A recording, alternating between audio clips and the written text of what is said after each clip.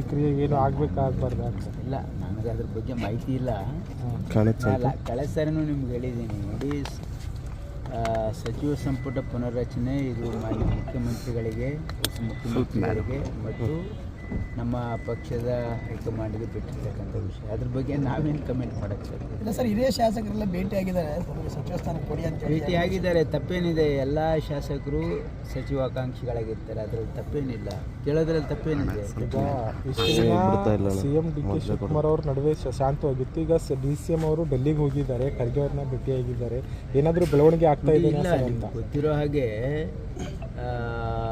ಲಾ minister ಹೋಗಿದ್ರು, deputy CM ಹೋಗಿದ್ರು, ಆಮೇಲೆ ಇಂಡಸ್ಟ್ರಿ ಮಿನಿಸ್ಟ್ರು ಹೋಗಿದ್ರು, ಬೇರೆ ಏನೋ ಒಂದು ಮೀಟಿಂಗ್ ಇತ್ತಲ್ಲಿ. ಆಮೇಲೆ ನೀರಾವರಿ ಒಂದು ವಿಷಯಗಳಿಗೆ ಕೆಲವೊಂದು ಮೀಟಿಂಗ್ಸ್ಗೆ ಹೋಗಿದ್ರು.